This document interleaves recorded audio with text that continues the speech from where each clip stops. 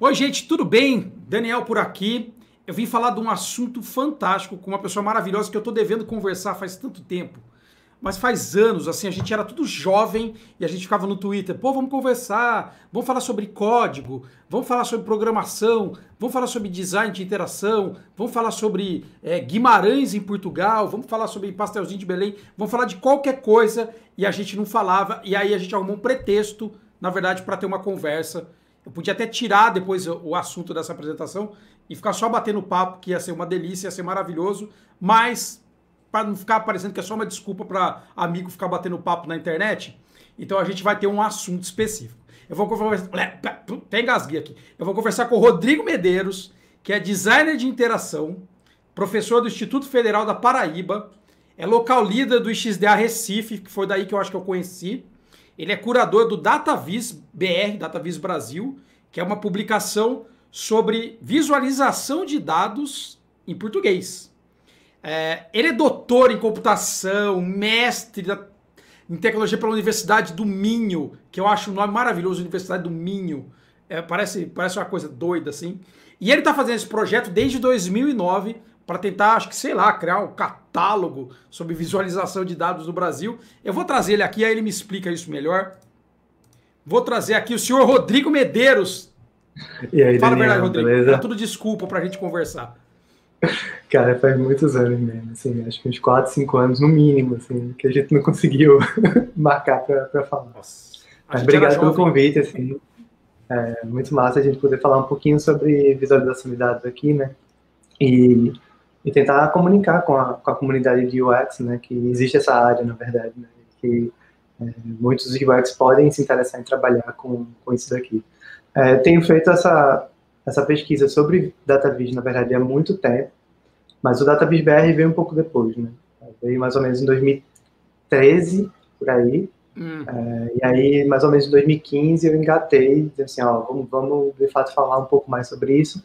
Mas a publicação, mesmo no Medium, veio mais ou menos em 2018, se não me engano, 2017, quando eu consegui, de fato, juntar uma galera que escrevia em português sobre DataVis, né? Tem muita gente traduzindo textos em inglês para cá, mas aí a gente começou a produzir conteúdo original em português. E aí foi uma época que de fato, valia muito a pena para a gente investir nisso, porque é uma área super nova, pouco conhecida no Brasil, e a gente precisa fazer com que esses textos e esse conteúdo e esse conceito seja adquirido por mais pessoas, né? Para isso a gente precisa, de fato, fazer matéria em português, como a gente já fez com UX design há décadas atrás, né? Como a gente vem fazendo, né? Na verdade, sim, a gente está... E eu achei interessante porque, primeiro, assim, você vai fazer uma apresentação, então, gente, daqui a pouco vai ter uma apresentação e é muito massa, e é muito rico, né? Nossa, é um trabalho maravilhoso, assim, você olha o trabalho, assim, não sei dizer... É o melhor do mundo, alguns trabalhos, mas eu tenho certeza que falou, caramba, como é que vai ficar melhor do que isso? E é interessantíssimo porque às vezes a gente vê alguma coisa que seja um infográfico, ou que seja, não sei, um dado muito doido qualquer, no jornal, na TV, e fica parecendo às vezes que alguém pegou uma coisa gringa e traduziu para português, trocou as legendas, só ligou a tecla SAP, e não é, né? São coisas que são feitas por brasileiros, com a nossa cultura, por gente que está aqui. Então não é uma simples tradução das coisas, né? Pelo contrário, né? E eu fico sempre... Às vezes a gente tem esse lance de achar que tudo é só emprestar e botar na bandeirinha, né? E não é verdade, né, Rodrigo? Não, a gente tem uma produção muito vasta de infografia há muitos anos, na verdade. Eu vou até falar isso na apresentação. E DataVis também, a gente está tendo um resgate, na verdade, e essa modificação do impresso para o digital de maneira muito boa, com várias premiações no Brasil e tal. E aí vale muito a pena a gente, de fato, discutir sobre isso, falar sobre isso, para as pessoas conhecerem, né? Para as pessoas entenderem que existe, que é uma profissão, né? Que pode ser seguida, como UX design, fazendo ideação, prototipação, avaliação, pesquisa. Isso a gente também faz em DataVis. E é muito próximo e, às vezes, as pessoas não conseguem reconhecer esses caminhos tão semelhantes, né? Nossa, que demais. Eu me lembro que, assim, eu tive pouco contato com isso, assim, eu já assisti alguns TED Talks sobre isso, Já vi a apresentação até no Interaction, acho que no ILA. Teve uma apresentação do rapaz argentino que foi linda. Foi isso, não teve foi? No Recife, né? Teve no de Recife, teve do Pedro Miguel Cruz, que é um português. Falando sobre DataVis. E aí, que foi lindo. Eu lembro que um monte de gente, assim, nossa, que era das coisas mais bonitas. Assim, que fala, nossa, que coisa doida. O trabalho do cara é incrível, ele é super reconhecido mundialmente, e a gente fez questão da apresentação dele ser em português, né? Porque ele fazia já muitas apresentações e tal, e a gente fez questão de ser em português para, de fato, a gente está falando de 2013. 2013. A gente trouxe para Recife um cara falando sobre DataVis em 2013, sabe? Então, assim, é uma coisa que tem uma trajetória, a gente está tentando construir essa trajetória. A gente sabe que não é simples, que não é fácil fazer comunidade, né? Criar comunidade, né? Cultivar a comunidade. A gente sabe quanto é difícil, quanto demora, né? Quanto demora. Eu estou falando sobre UX no Recife há 15 anos.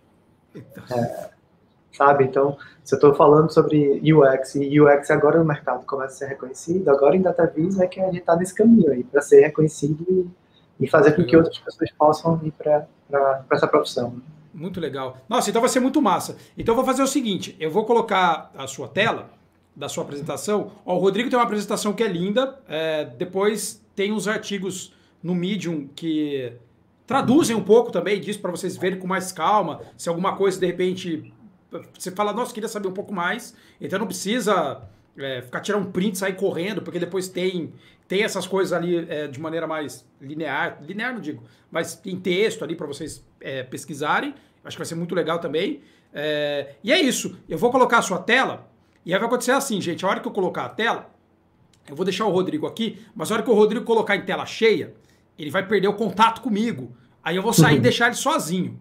Então depois, quando vocês assistirem, esse é o momento que é para vocês encherem de joia, escreverem que vocês estão gostando pra caramba, vai ficar ali nos comentários no YouTube, e isso aí é sempre muito bom pra gente saber como que as coisas são. Então nesse momento, o Rodrigo não está mais me vendo, eu posso fazer careta pra ele, eu sei que ele não tá vendo, ele não sabe que eu estou fazendo caretas, ele não sabe que eu tô bebendo água, por exemplo, que você vai ouvir só o barulho.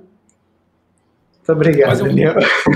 Mas eu vou sair daqui e vou deixar ele. Rodrigo, o palco é seu, tô pulando fora e vou me botar no mudo e vou te ver falando. Brigadíssimo, viu?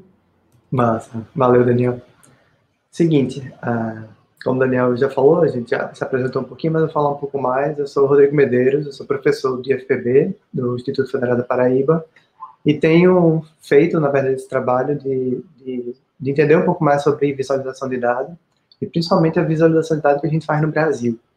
Não que eu não esteja pesquisando o que está sendo feito fora, mas eu acho que eu estou me dedicando nos últimos anos, nos últimos 5 anos, a refletir sobre essa temática e esse conceito da visualização de dados.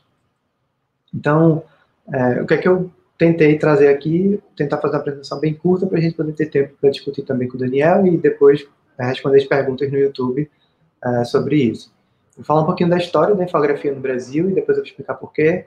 E depois eu vou falar sobre visualização de dados como uma temática, né, como um conceito.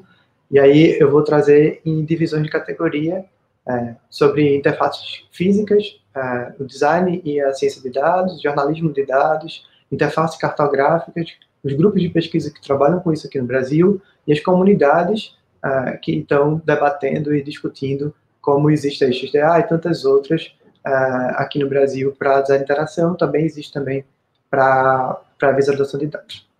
Então, por que a gente está falando primeiro sobre infografia para depois falar sobre visualização de dados? Primeiro a gente precisa entender onde encaixa esse termo visualização de dados. Se encaixa dentro da área de design que a gente chama de design da informação. E um dos temas dentro dessa área do design da informação que tem uma relevância muito grande, principalmente depois ou no início dos anos 90, com muito investimento da indústria, né, do setor editorial, então, jornais, revistas e tal, a infografia vem ganhando força no Brasil. Não é que não tinha antes, com certeza tinha muito trabalho, vocês podem procurar livros que a gente vai debater aqui, que vai falar de infografia há muitos anos atrás. Mas a gente ganhou uma força e tem uma geração muito boa dessa geração aí dos anos 90 para frente. E aí depois a gente vai ver essa transição para o que a gente considera essa área daí da visualização de dados. Então, na infografia, eu vou falar sobre algumas pessoas que foram muito importantes nessa trajetória dos anos 90 para cá. Então, o primeiro deles é o Ari Moraes, professor hoje da Escola de Belas Artes do Rio de Janeiro, da Federal do Rio de Janeiro, e ele foi o primeiro brasileiro a receber o Malafiege, que é o maior prêmio de infografia no mundo. Então, ele ganhou esse prêmio em 96, e foi com esse infográfico aí sobre Mike Tyson, sobre todo esse processo daí, da história de Mike Tyson, né, as lutas, o poder da mão dele e tal.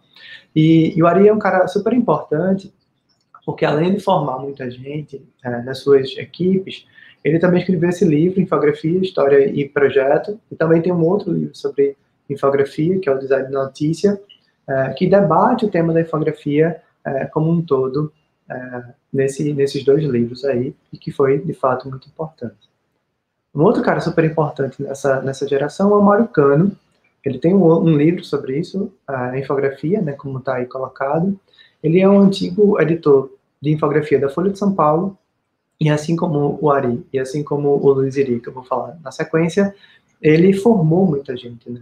Ele ganhou ali uma repercussão porque tinha uma equipe boa trabalhando com ele e foi adquirindo mais pessoas para cumprir essa função da criação desses infográficos.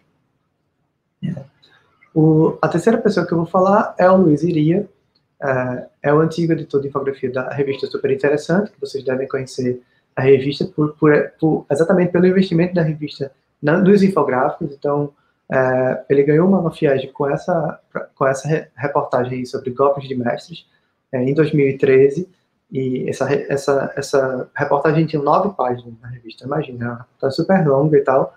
E além disso, o Luiz Iria, ele é reconhecido por muitos pesquisadores da área, como Ricardo Cunha Lima, como o cara que criou o modelo pictórico brasileiro. Não que criou, assim, ele foi acumulando tantos trabalhos e foi a maneira de fazer o infográfico do estilo brasileiro, da cultura brasileira, no fim das contas. Então, ele é um dos responsáveis para criar essa cultura visual, no fim das contas. E aí, trabalhos mais a mesma geração assim, de pessoas, vem o Alessandro Alvim, que é o editor executivo visual da editora Globo hoje, e trabalha com o Globo e tantos outros trabalhos, assim como o Luiz Iria também tem uma passagem grande de pessoas que trabalharam com Alvim e que tem essa repercussão daí da criação de projetos. O Alvim, ele já começa a fazer projetos, não só o que está colocado no impresso, mas fazer essa transição para o digital, né, com infográficos interativos a partir dessas experiências do impresso do jornal. Assim como ele, Marcelo Pliger, editor da infografia da Folha de São Paulo. Todos esses que eu estou falando, e que vou falar mais na frente, eles já foram super premiados, com o Malafiege e vários outros prêmios que existem sobre infografia. O Marcelo também tem um trabalho muito tranquilo, né, muito interessante, assim, super visual, como qualquer trabalho de infografia precisa ser, e ganhou muita repercussão também com alguns desses projetos.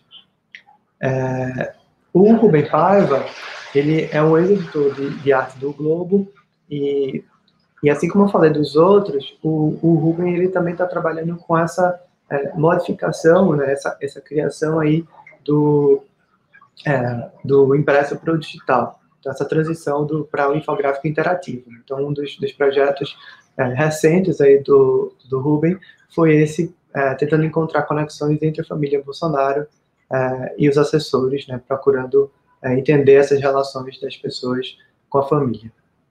Opa, só voltar aqui, desculpa. E aí uma grandíssima pesquisadora que eu não poderia deixar de falar é a Renata Steffen. Ela é ex da revista Super Interessante, trabalhou na revista Super Interessante por muitos anos, e hoje ela é sócia da Labuta, que é um estúdio de visual thinking, né, de interpretações visuais de informação. E aí esse trabalho é belíssimo, assim, que fala sobre readequação, a cirurgia de readequação de sexo, né, e ela faz essa metáfora incrível com frutas, né. Então é uma maneira super interessante de você conseguir trabalhar um tema super complexo e difícil para as pessoas e ter essa metáfora visual tão impressionante, tão bonita para a gente entender como é feito cada uma dessas cirurgias. E aí, só por último, para fechar esse ciclo, e para quem quiser conhecer, na verdade, um pouco mais sobre infografia e como funciona a infografia nesse contexto do jornalismo, tem o texto e o livro da professora Tatiana Teixeira, que conta um pouco essa trajetória aqui no Brasil. Ela é professora da Federal de Santa Catarina e também trabalha nesse núcleo de pesquisa de jornalismo científico, infografia e visualização de dados, e depois a gente vai voltar um pouco do trabalho da Tatiana. Mas aí, para não me alongar demais, eu preciso falar sobre visualização hoje. Isso é o que eu vim falar com vocês.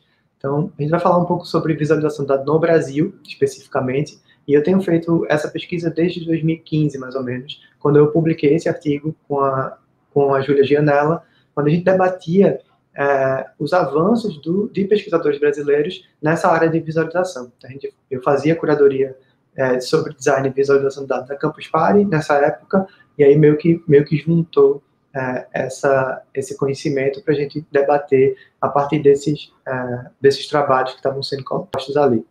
E aí surgiu uma espécie de categoria para a gente entender e compreender um pouquinho mais fácil o trabalho, que ele é muito disciplinar. Tem áreas diferentes de atuação e que estavam ali postas, mas a gente não conseguia mostrar de maneira mais mensurar, de maneira mais prática. Então, a gente acabou criando essas categorias para ficar melhor para o entendimento e da didática de mostrar esse campo para as pessoas. Então, uma da primeira categoria é o que a gente chama de arte, ou quando a gente está falando de visualização, quando a visualização passa para interfaces físicas, no fim das contas. Então, o primeiro trabalho é da Bárbara Castro, ela é da Ambos, que é uma empresa que trabalha com DataVis para exposições de museus, mas não só para isso, em vários aspectos, na verdade. E aí a Bárbara tem uma experiência bem grande com essas instalações interativas em museus e que representam, de fato, visualizações de dados interativas, né? Então, você pode ver aí uma série de visualizações que são colocados aí nos museus para as pessoas interagirem e tal. E o trabalho dela é bem interessante. Bárbara é professora da Universidade da PUC, do Rio de Janeiro. Outro trabalho super interessante é o trabalho do Ricardo Brasileiro. O Ricardo, ele trabalhou esse projeto chamado Cotidiano Sensitivo, que basicamente analisava informações sobre o ambiente e tentava repassar essas informações para as pessoas. Então, agora vai ficar mais fácil de ver no vídeo, é uma instalaçãozinha que são vários guarda-chuvas, e esses guarda-chuvas analisam som, iluminação e outras coisas que acabam analisando, e assim que vê uma variação muito grande entre o último dado e o dado atual, ela abre e fecha, mostrando a intensidade dessas informações para as pessoas. É o que a gente chama de instalação interativa, onde as pessoas, mais do que isso, a instalação ambiente, onde as pessoas vão entrar, entender aquele ambiente e vão reparar as mudanças ao longo do tempo. Não é uma coisa que rapidamente você consegue perceber o que é que ele faz naquela instalação.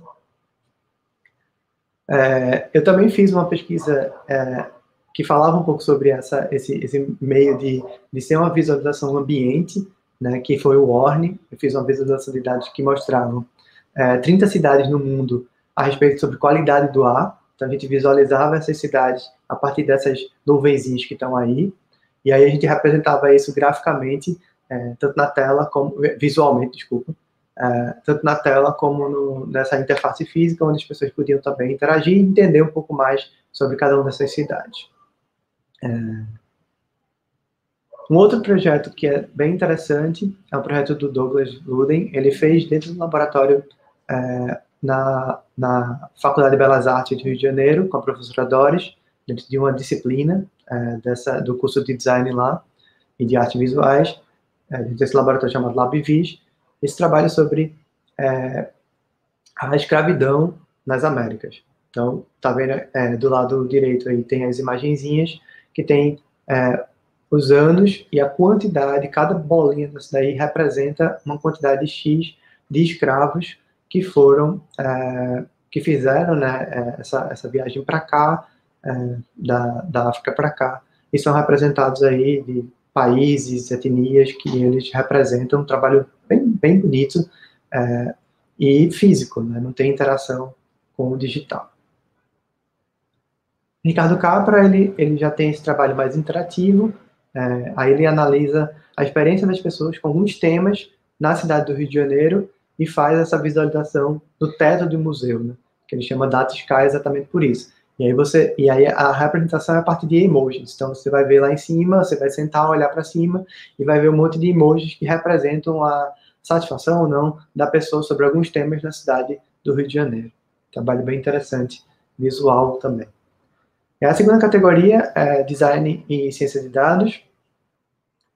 A primeira pesquisadora é a Júlia Gianella, trabalha no Visgraph, que é um laboratório do INPA, do Instituto de Matemática Pura e Aplicada, e ela trabalhou, dentro do doutorado dela, com esse projeto chamado PhotoVis.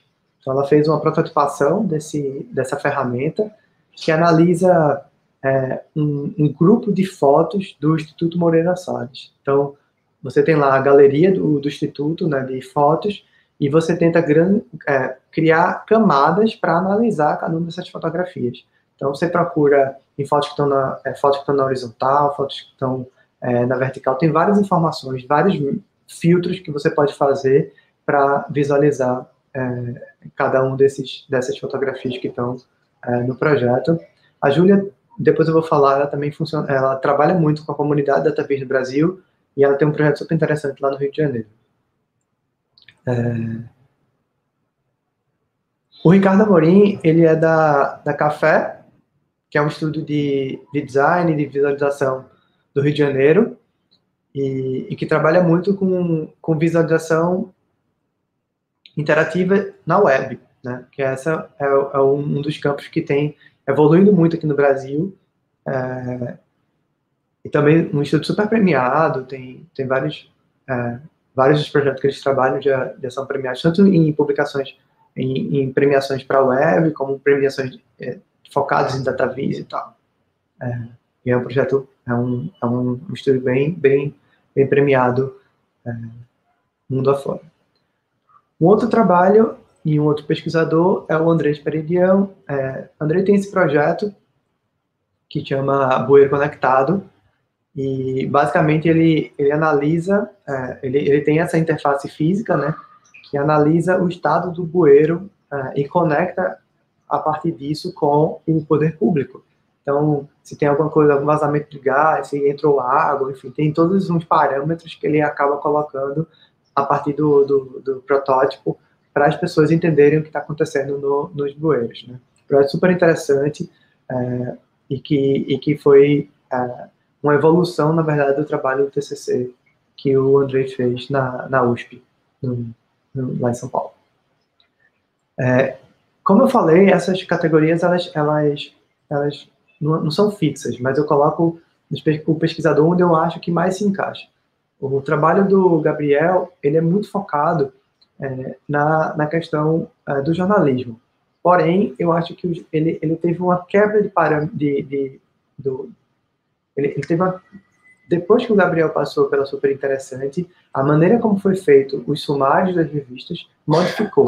Então, ele teve um trabalho muito impactante na época que ele trabalhou na Super Interessante, porque foi nessa época que ele começou a usar Processing. Então, alguns de vocês já devem conhecer o Processing, que é uma ferramenta, na verdade, é uma linguagem de programação feita para designers conseguirem visualizar coisas e banco de dados e outras coisas. Então, pegar dado e visualizar de maneira estruturada alguma informação. E o Gabriel foi um dos caras que estavam nessa pegada. É um designer que sabia um pouco de programação, usou esses conhecimentos para modificar a forma como, não só o sumário, mas ele fez muita infografia, muita coisa dentro da revista. Hoje ele está trabalhando no New York Times, né? E é um cara que já foi professor de várias universidades em Nova York e tal, um cara bem dessa geração, mais recente, e é um cara super premiado e entende muito do que está fazendo, e de fato está fazendo muito bem feito, porque está numa das maiores empresas que investem muito dinheiro na visualização de dados, que tem uma equipe específica para isso, que é o New York Times. Um outro cara brasileiro que passou um tempo no MIT, no laboratório Sensible City Lab, no qual eu também fiz pesquisa mais ou menos no mesmo período que ele, só que eu fazia aqui no Brasil, ele fazia lá, é o Luiz Carli. Então, tem um trabalho muito interessante. Ele começou a fazer essas visualizações na web, naquele momentinho ali que estava na transição do HTML5, JavaScript. Ele começou a desenvolver coisas mais para a web e não com processing, que era o que acontecia. As pessoas faziam coisas em processing, publicava isso num vídeo no site e aí colocava na web, a partir de um vídeo, né, de um embedded de vídeo ali. Depois aí eu estou falando de mais ou menos 2012, 2013. Esse projeto aí é de 2013. E aí em 2013 já se começou a fazer esse tipo de experimento. Então a gente tem aí mais ou menos uns 7 anos de evolução dessas visualizações de dados na web. Um outro cara que está fazendo um trabalho muito massa é o Flávio Pessoa, que aqui é pernambucano, inclusive, e está trabalhando na agência ONU para refugiados, lá nos Estados Unidos. E ele fez um trabalho que é muito interessante. Ele analisou até colocar aqui. Ele analisou quanto as doações das pessoas em algumas cidades representavam itens que iam para os refugiados. Então, ele tenta fazer essa mensuração de quantas doações tiveram, quanto dinheiro teve e quanto isso representa no objeto que vai ser doado para os refugiados. Então, é um projeto bem interessante de mensuração, de fato, desse valor que está sendo colocado. O Flávio também foi professor de várias universidades lá em Nova York, então é um cara que precisa, de fato, vocês olharem, porque o trabalho é muito interessante e tem evoluído nessa temática de DataVis para a web. Aí eu vou trabalhar também, vou mostrar um trabalho de vários alunos e alunas que passaram no LabVis, como você está percebendo aí, laboratório da professora Doris, como a Vitória e a Larissa, que fizeram essa visualização sobre os parques do Rio de Janeiro, os parques públicos do Rio de Janeiro. Então, poderia estar na web, né, mas elas não conseguiram, pelo tempo do projeto, desenvolver essa aplicação na web, mas elas fizeram esse protótipo interativo, no qual você já consegue entender cada uma dessas o que aconteceu nos parques, a evolução, anos 30, anos 20, e assim vai evoluindo durante a cidade. É muito interessante esse projeto. E tem uma entrevista com elas lá no DataVis BR que eu vou comentar um pouco depois. Já um outro trabalho também nesse laboratório é esse da Jane Badin, que mostra... Opa, desculpa, deixa eu voltar aqui. Que mostra o fluxo... ver se consigo voltar aqui.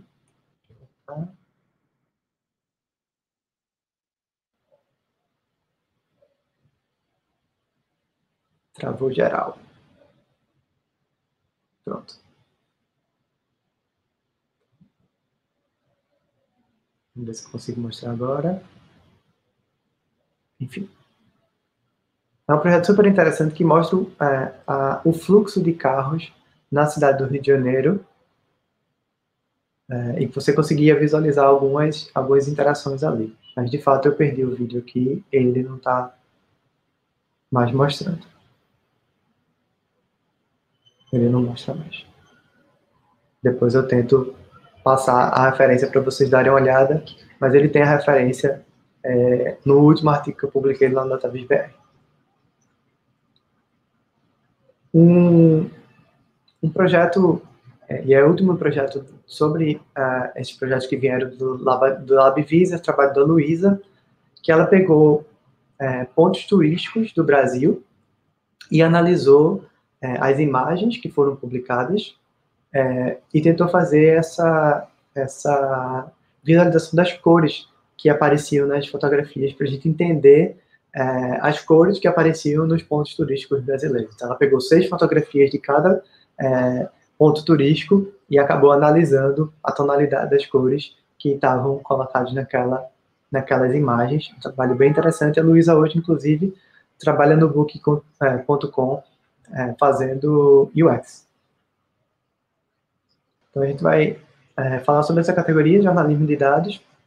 no qual a gente vai ver como as pessoas estão colocando isso, essa visualização nesse storytelling, né, nessa narrativa para contar histórias. Então, um dos primeiros projetos é do Rodolfo Almeida, que está na Núcleo e na Kunami hoje em dia.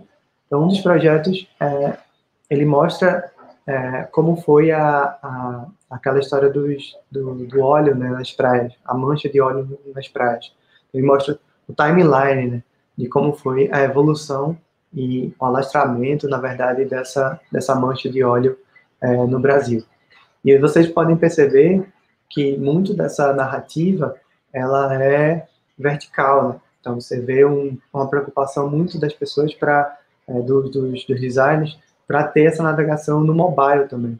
Então, é muito mobile first, e depois eles adaptam para o responsivo.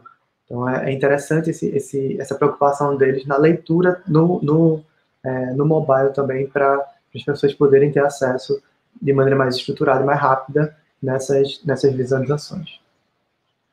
Um outro pesquisador dessa área é o Vinícius, que é designer de interação também, e ele fez esse trabalho falando sobre o processo de adoção no Brasil, e tentando comparar o quanto tempo uma criança de 2 anos é adotada e uma criança de 10 anos é adotada. Então, esse projeto foi ganhador do Information is Beautiful em 2019, e esse ano esse projeto foi feito no Estadão, e ganhou o Maluf na categoria digital. Ganhou não, na verdade, ganhou a medalha de bronze na categoria digital no Maluf, que é uma das maiores premiações sobre infografia do mundo. O segundo pesquisador, que também trabalhou com o Vinícius nesse projeto, não nesse projeto, mas em outros trabalhos, é o Rodrigo Menegatti, que trabalha no Estadão, e que ganhou o prêmio do Information is Beautiful em 2017 com esse projeto, que analisava, na verdade, quanto o Estado brasileiro gastava em churrasco.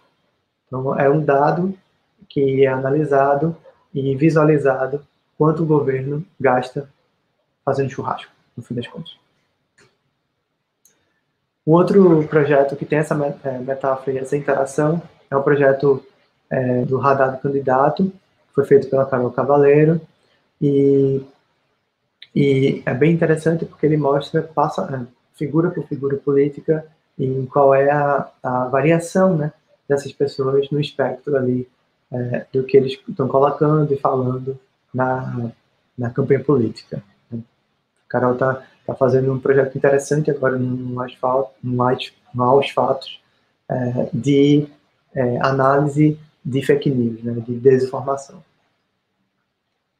A Cecília Lago hoje está trabalhando na CNN Brasil, e na época que ela trabalhava no Estadão, ela fez um projeto, que é esse daí que eu estou mostrando, que analisava os roubos celulares na cidade de São Paulo. Então, tem as vias que mais se rouba, e é um projeto bem minucioso e muito interessante. E esse projeto ele foi shortlist do CityVis, que é uma premiação de projetos de visualização de dados para a cidade. Então, eu fiz parte do comitê que avaliou esse projeto, não só esse projeto, como vários outros, e esse foi um dos premiados. E isso é muito interessante, porque é um projeto feito no Brasil, e eu fiquei muito orgulhoso de a gente conseguir ver isso nessa premiação. Um outro cara que eu acho muito legal, e que tem um trabalho muito interessante da TVIS, é o Gabriel Lanzourense, e que trabalha no Nexo, onde vocês devem conhecer o Nexo, que tem uma parte de infografia muito grande e muito de infográfico interativo. Então, depois vocês podem ir analisando depois essas publicações lá no Nexus, que vão falar muito sobre linha do tempo, mostrar passo a passo alguma informação de um caso que estava acontecendo naquela semana e tal. O Gabriel tem vários trabalhos em relação a isso. É um cara muito legal para acompanhar, né, o projeto. E para finalizar essa parte de visualização no jornalismo, eu queria mostrar o projeto do Simon, que ele é jornalista visual da Folha de São Paulo, e ele fez essa visualização de como foi que ficou o Museu Nacional depois do incêndio, né, que aconteceu.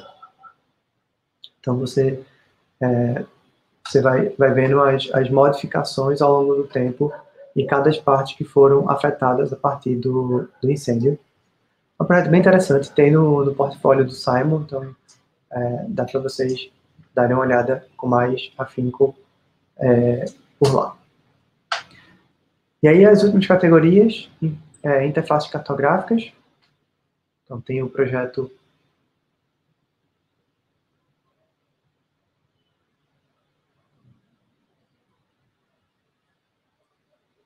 da Carolina Passos, que hoje faz parte da Mapping Lab. Então ela fez esse projeto para a Bienal de Viena, eu acho, alguma coisa assim. Posso conferir depois e passar direitinho para não falar besteira. De Viena, de Veneza. E ela fez uma série de mapas, né, com dados sobre o Brasil para expor nessa Bienal. E um desses dados é esse daí sobre urbanização no Brasil, de 1920 até 2010. E é muito interessante você ver essa linha do tempo, né? Conferir essa linha do tempo a partir de um dado visual, assim, né? Mostrar esse dado de maneira visual, dessa forma. Outro projeto e um outro cara que eu gosto muito de acompanhar, o trabalho dele é o Bernardo Loureiro, do Medida São Paulo. Esse é um projeto interessante que ele analisa os nomes das cidades, o nome das ruas na cidade de São Paulo. Então, vermelho é feminino, o verde é masculino, você vê essa variação e dentro do lado do Medida Certa, do Medida São Paulo, ele tem uma série de projetos que vão refletir essa temática, né? Uma outra galera que está trabalhando também com esses dados cartográficos, espaciais, assim, é o PATA. Então, eles têm esse projeto que é o Mapa Racial Brasileiro, onde mostra, a partir do mapa, a concentração de pardos, de negros, de indígenas e de brancos. Bem interessante. E tem vários outros projetos, que alguns estão online, outros já passaram, mas vale o registro aqui.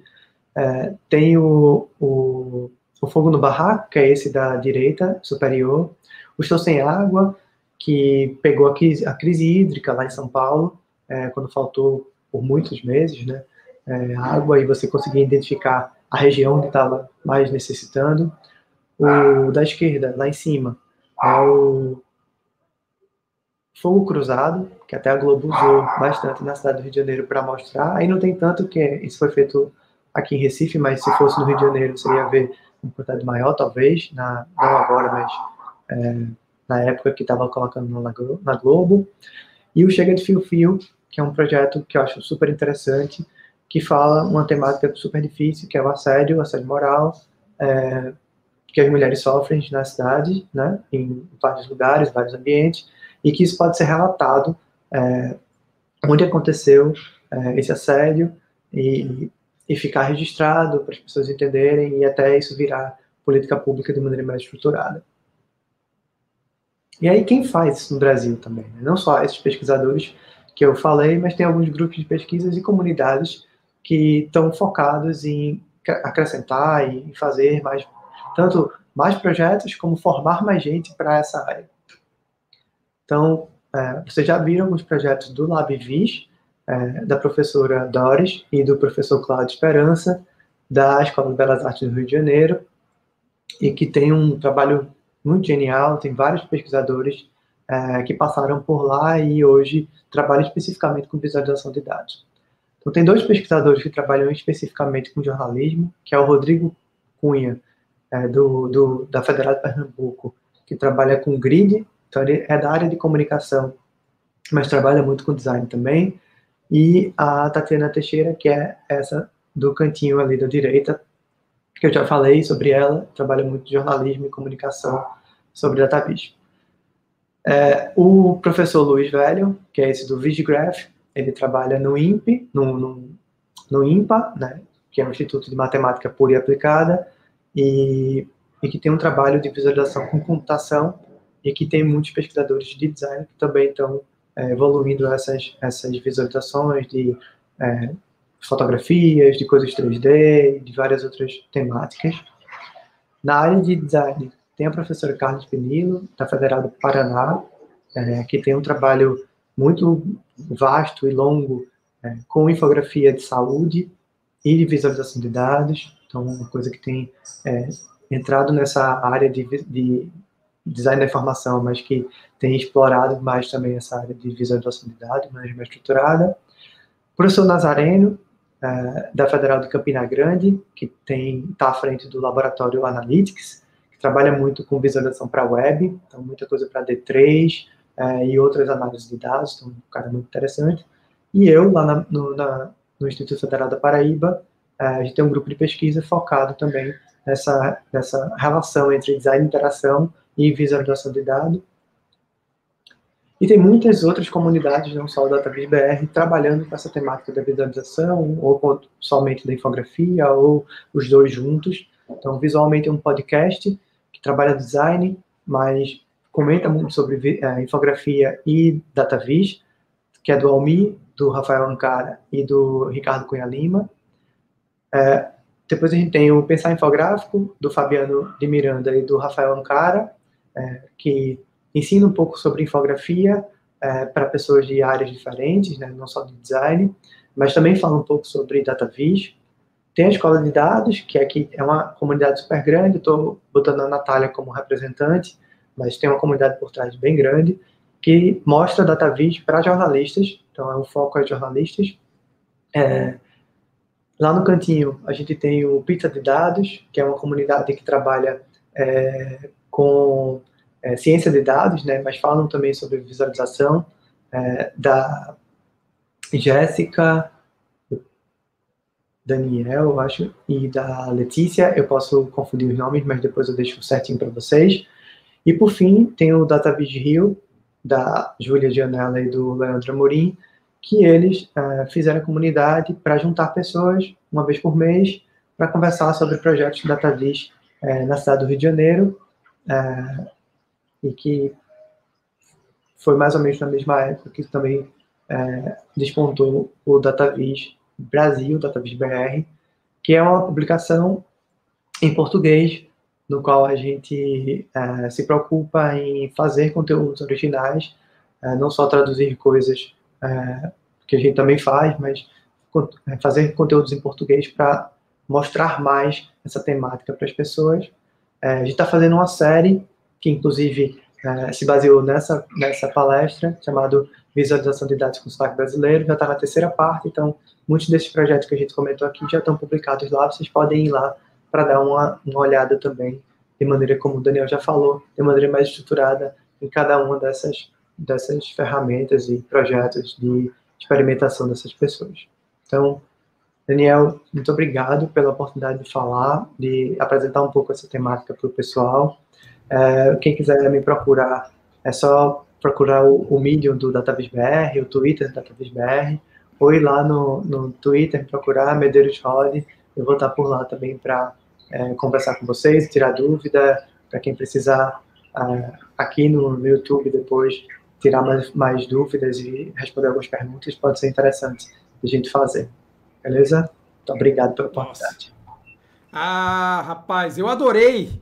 Eu fiquei anotando um monte de coisa aqui. E enquanto você falava, eu ficava anotando, porque tem vários desses infográficos que são super bonitos. Eu fiquei anotando coisas que eu achei divertido.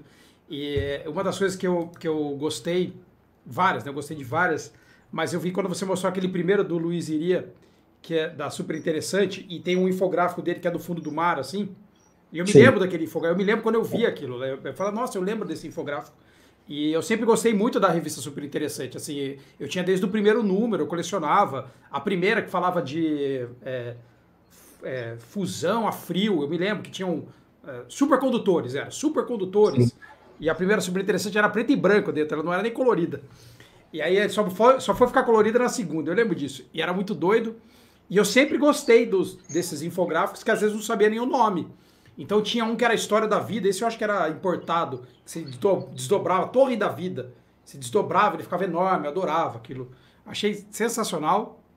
Achei muito legal também quando isso passa a ser interativo nos museus, como você mostrou da Bárbara Castro. Também já vi isso em alguns museus e eu fico imaginando para a gente que é adulto, isso é legal. Imagina para quem é o garoto, a garota, a criança, a gurizada vai falar, ficar doida. É muito legal, é muito videogame, assim. Sim. E por último, um trabalho lá que você mostrou do Leandro Amorim, que os dados ali, os gráficos, não sei o que era, mas parece de filme. Você fala, nossa, parece do Iron Man, parece uma interface do futuro, parece uma coisa do futuro. É muito doido isso. E é presente, né? Não é futuro. Ele é presente, não é futuro. Eu achei massa. Espero que você que assistiu aí também tenha gostado, porque é sensacional. Você fica...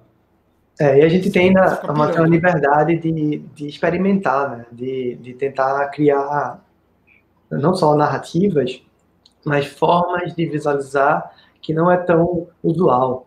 Não é o dia a dia de um designer de web, de UX, né, que está fazendo interface para cliente, fazer esse tipo de trabalho, né? Mas é uma coisa que a gente está tentando aproximar, porque eu acho que essa área ela vai cada vez mais ser requisito para as empresas começarem a visualizar mais dados. A gente está indo para uma sociedade cada vez mais complexa, Big Data já é realidade para muitas empresas, e a gente vai ver e vai ser necessário mais ferramentas e mais maneiras de pensar analiticamente esses dados, né? Então, a gente vai ver muito mais falar sobre isso. Muito mais, né? Inclusive isso eu fico com uma pergunta que a gente viu vários modelos que são de dados complicados, dados complexos. Eu imagino que também quando a gente fala de visualização de dado, não necessariamente de um dado super complicado, né? Pode ser também de uma coisa muito mais simples. Por exemplo, aquele termostato do Google que mostra rapidamente nele, tá frio, tá quente. Também é visualização de dado, né? Só que não é um mega dado, né? Também né, Rodrigo? Não é... E tem também... Ou não é? E ao mesmo tempo tem outras variantes. A gente não faz só visualização de dados extremamente complexos. A gente pode fazer uma visualização da nossa rotina semanal, da nossa rotina mensal, e tentar criar coisas. Por exemplo, tem um trabalho, já saindo um pouco do projeto de falar sobre o Brasil, né? Mas tem um trabalho muito interessante esqueci o nome agora do pesquisador, mas eu coloco nas descrições, que ele faz uma análise do ano dele, das interações que ele teve ao ano. Então ele faz posts de, mandei não sei quantos e-mails, analisei não sei quantas telas, consegui tive tantos dias que eu saí. Então, o cara, simplesmente ele pegava a rotina dele, transformava isso na visualização de um pôster e vendia isso depois. Ah, ele vendia? Nossa, então isso é muito louco, assim. Eu tava só mexendo no meu relógio aqui, não era de falta de educação, era para mostrar que eu fico vendo quando você tem essas coisinhas pequenas, assim, tipo, nas mini interfaces... relógio, mostra aí. Que você tem, às vezes, mostrando um infográfico de um lado, falando, você deu tantos passos, seu coração tá assim. Não é só o descomunal, né? Não. Também por causa dessa preocupação, às vezes, do espaço pequeno, ou espaço de tempo pequeno, porque muitas coisas relacionadas à visualização é visualizar rápido também, né? Eu tenho que visualizar muito rápido aquilo lá e absorver. Então, você conseguir expressar graficamente, graficamente, visualmente, coisas que a mensuração de um texto ou de uma tabela, ela é muito mais difícil. Então, se você imagina, tem uma tabela Excel com 5.000 linhas, é muito difícil você ler aquela tabela, mas se você vê um gráfico representando aquela tabela, você rapidamente vai conseguir analisar aquela tabela de maneira mais estruturada, mais rápido e tal, porque foi feita essa transição, né? E essa transição é o que a gente chama dessas ferramentas de visualização de dados, né? E, inclusive, dentro dessas ferramentas, o que são essas ferramentas? Quando alguém vai fazer um negócio doido desse, eu vi ali que tem coisas que é programado, tem coisas que eu poderia ter feito no software gráfico. Como que é normalmente? Se alguém quisesse, alguém que está assistindo falar assim, eu queria começar com isso, tem um lugar que é um modo mais fácil? Hoje, o processo que a gente faz para visualização de dados, que a gente faz para design de interação, então pesquisar, depois fazer ideação, prototipar, e depois testar, a gente também utiliza na visualização de dados. O processo é o mesmo, porque agora a gente está indo para um caminho que muitos desses projetos estão indo para a web. Então, a gente vai fazer um site, no fim das contas, vai fazer uma plataforma web, no fim das contas. Então, a gente usa Figma, a gente usa para depois fazer prototipação mais alto nível, a gente usa já o protótipo navegável na web, HTML, CSS, JavaScript, igualzinho como a gente faz quando a gente vai fazer um site, uma plataforma. Então, por isso que eu estou te falando, a gente precisa que mais pessoas conheçam e se juntar, porque a realidade de trabalho é muito semelhante. Então, por exemplo, acabou de sair no último mês um super projeto aqui no Brasil, um infográfico chamado No Epicentro, que para mim é uma das melhores referências sobre Covid-19, né, dessa pandemia, e os meninos fizeram um texto no Database BR mostrando o passo a passo, o processo criativo deles. E você percebe uma coisa clara, assim, que eles prototiparam todas as telas no Figma, porque eles estavam trabalhando em trio, então eles precisavam de uma ferramenta rápida para colaborar. Colaborativo. Exato. Então, depois eles fizeram a transição para a web, aí fizeram uma partezinha com HTML, CSS, outra partezinha já com JavaScript, depois teve um outro cálculo mais difícil com Python, e assim você vai evoluindo e fazendo. Então, eu acho que, além disso, saudade do Flash, né, Rodrigo, nessas horas, né? Que tinha muita visualização de dados. Tinha muita visualização de dados. E aí, meio que ficou perdido uma época, aí depois voltou com essas programações mais com Processing. Então, Processing foi uma ferramenta que pegou muita gente que fazia Flash, só que o Processing, ele era desktop, né? Você não tinha como portar ele para a web. Então, você fazia o vídeo e postava, como eu falei na apresentação. E hoje em dia não, né? Tem 7 anos já.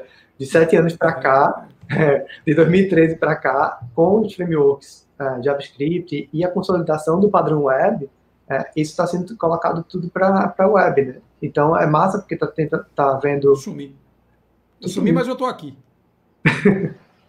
Minha câmera desligou, sei lá por quê. Mas tá tudo bem, gente. Eu tô vivo, tá tudo bem, tá tudo certo. Minha câmera faz isso de vez em quando.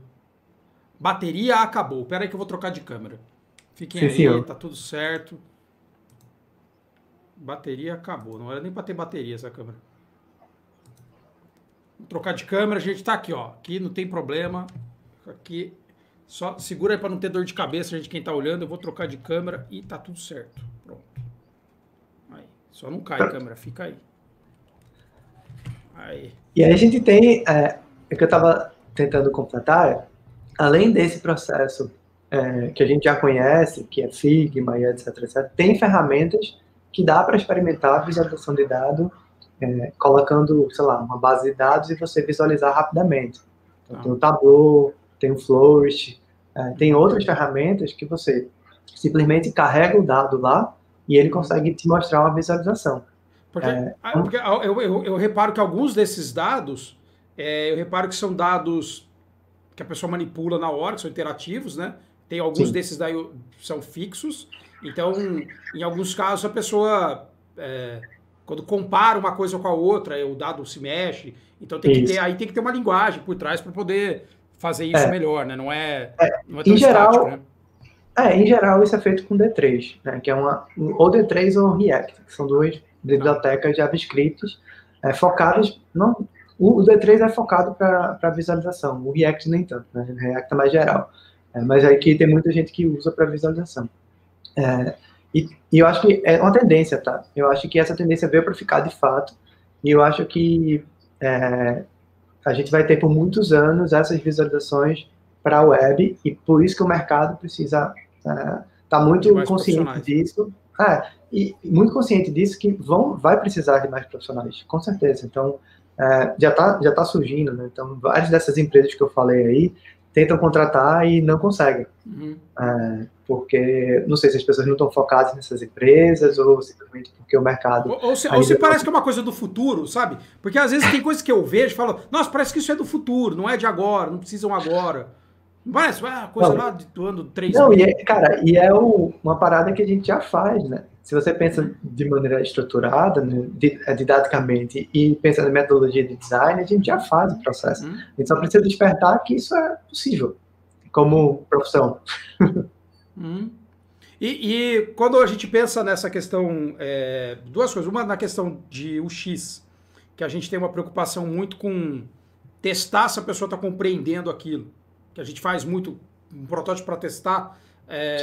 E também com questões de acessibilidade. Será que aquilo se comporta para vários públicos que tenham diferentes formas de interpretar as coisas? Como que você vê isso também nessa questão desses dados que são complicados? Por exemplo, tudo que eu faço eu tenho que testar se alguém compreende também, porque tem algumas coisas que são meio artísticas ali também, e que às vezes você fala, ó, eu vou abrir mão um pouco da interpretação fácil em função da minha da mensagem reverberar mais, e às vezes, como que tem isso, esses dois lados, do teste e da acessibilidade, assim?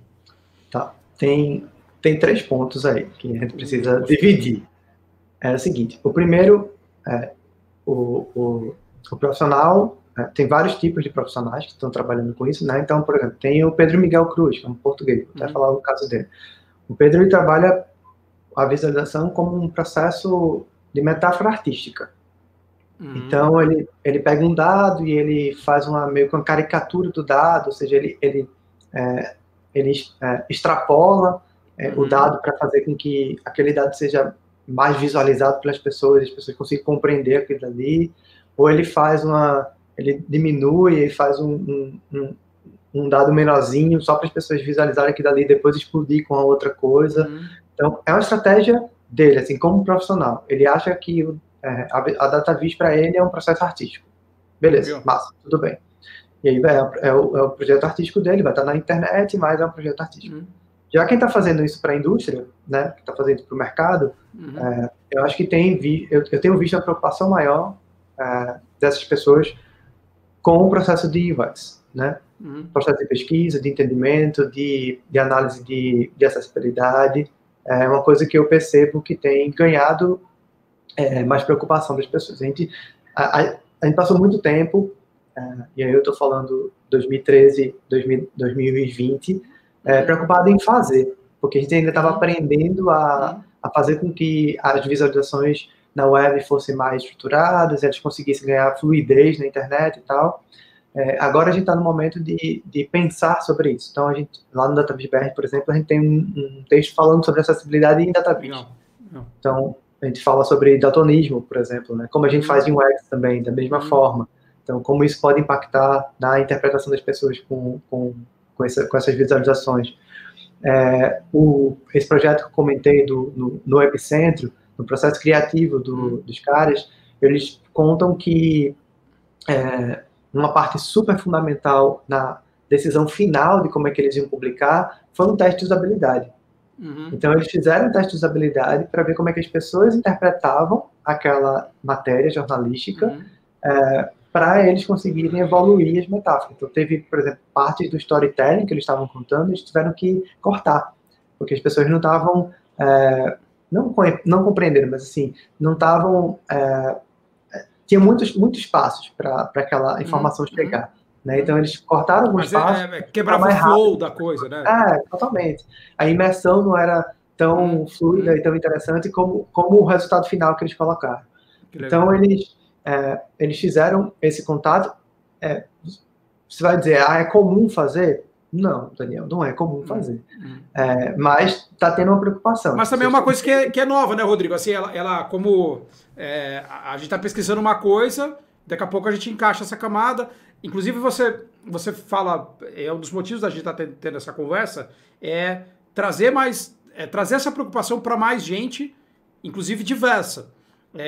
A partir do momento que a gente tem, de repente, um pesquisador que precisa de determinada coisa por acessibilidade ali no meio, ele vai começar a extrapolar um outro jeito de fazer a visualização, justamente porque ele fala, não, eu vejo o mundo assim, usando até o problema de eu estar vendo, e assim, então para mim, aquele gráfico também tem que ser traduzido numa história contada em fala.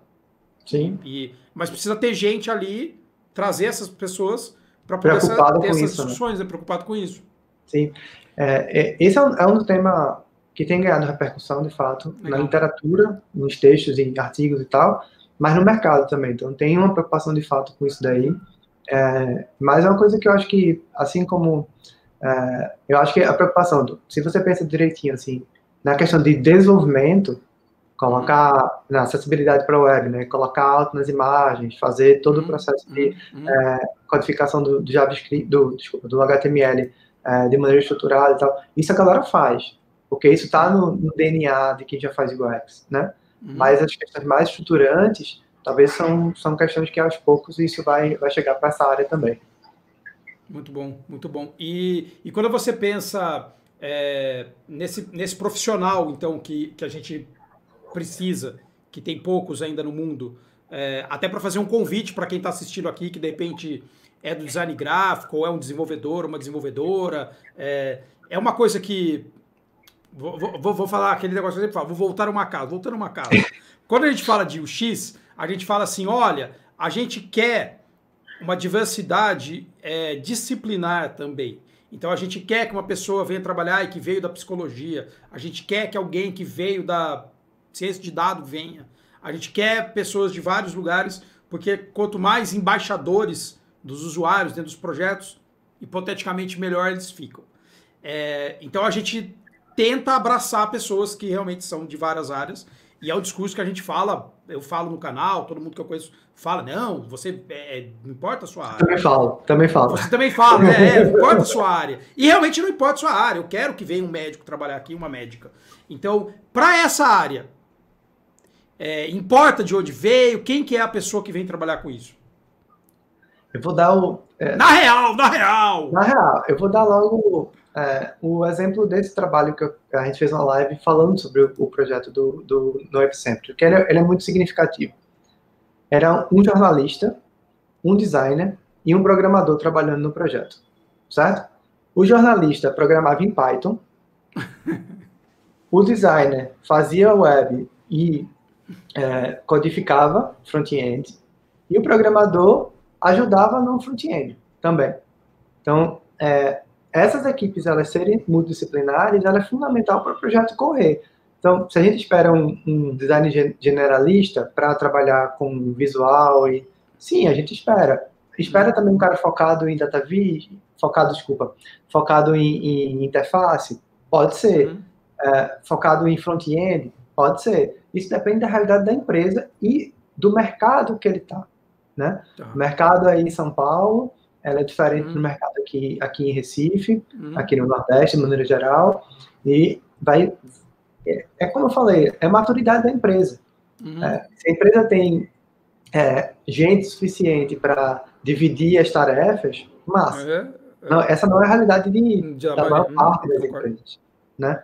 Então, hoje, se você for lá na Café, por exemplo, que é um estúdio do Rio de Janeiro, você vai ver que os designers programam também, eles fazem interfaces, fazem motion design, né? Fazem micro-interações, trabalham com as ferramentas que a gente conhece.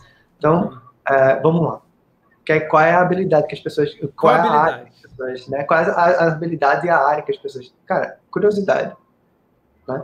Curiosidade. E obviamente, se a gente está trabalhando para a web, os mesmos princípios das coisas que vão vir para UX. Né? Uma pessoa que vai entender um pouco de interface, uma pessoa que vai entender um pouco mais do front-end, ou pelo menos... Não é fazer, não é ter a habilidade de fazer, é de entender, para poder conversar com a equipe que está trabalhando naquele projeto. Né? E aí, nessa área de data viz, o que eu percebo é que tem, de fato, uma interdisciplinaridade muito grande, porque é uma área que está colocada em vários contextos diferentes. Então, se você for numa redação do Nexus, você vai ver vários designers lá, juntando com jornalistas, juntando com a galera de ciência política, porque eles estão analisando esses dados e publicando isso daí. Se você for para o Café, já vai ter um outro esquema, porque eles estão trabalhando para outro contexto, para outro público, né? Outros tipos de cliente, fora de uma redação. É um estúdio de design focado em DataVis. Então, cada contexto ele vai mostrando as habilidades que aquele profissional vai precisar ter, no fim das contas. Muito legal, muito legal. Então, não é igual mesmo a gente fala, Yuxis, não é que tem uma regra, até porque cada caso é um caso, né? Assim... E o estágio que você está na sua profissão, né? Então, se você tem 10 anos, 15 anos, 20 anos de profissão, como designer, você vai ter um papel naquela empresa. Se você está começando agora, aquela empresa tem a possibilidade de te formar ali dentro e te passar informação de conhecimento, na verdade, né, de como fazer aquele meio de produção que é o DataVis nesse caso. Eu queria até falar de uma coisa disso de visualização de dado e mandar um beijo para você de uma pessoa que é a Ana Carolina Seixas, que foi quem você apresentou ela para mim e ela me apresentou para você, paralelamente, que é uma amiga nossa em comum, e que ela mandou um beijo. Eu falei que eu ia conversar com você, ela falou assim, manda um beijo para ele. Adoro aquele sotaque. Ela falou assim.